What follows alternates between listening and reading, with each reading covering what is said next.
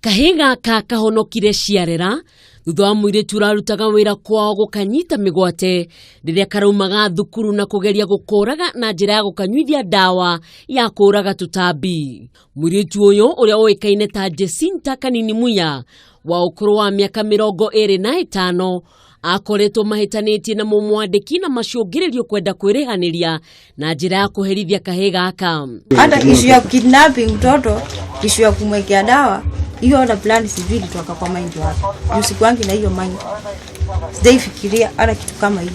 Nasikianga tu. Na mtoto ulimtoa karibu Bank South na mnangani mpaka hapa. Tulitumia means gani? Tuliingia kwa gari. Matatu. Kwa taxi na tukachukua gari hapa nini? Hapa Moifos. Kuringana na nyina wa kahiga kamwiritu uyo rahuthirire thimu itiganite kumandikira ndumiriri niguo gwetia mbeca icio kana orage mwana ucio.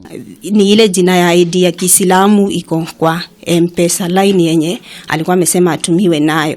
So after kutuma pesa ndio nikaambia polisi nimekuwa na suspect namba 1. Kuna msichana nilikuwa nimeandika, kuna ID yake ilikuwa na hii jina ya Batula, na vile nimetuma pesa jina ndio hiyo tu imekuja. So ninaweza huyu ninajua mali nilikuwa nimemtoa mwenye alikuwa ameniletea, kuna venye tunaweza enda na tujue kwa nyumba yenye yako. Muritu uyu aronekanire kwa mwanake umwe uria kurerikana Medogo mwena wa Huruma. Nilikuwa nafanya kazi hapo Nikirara.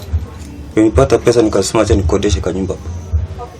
Sasa niomba ufunguo, mimi sikuwa na shida naye, nikafikiria huyu msichana kanisa. Acha nipatie.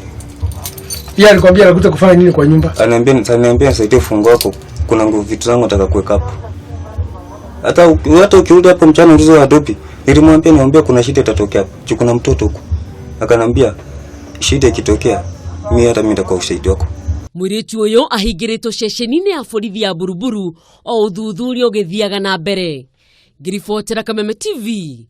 Ritwa riakwa ni Mwihaki wa Kamau.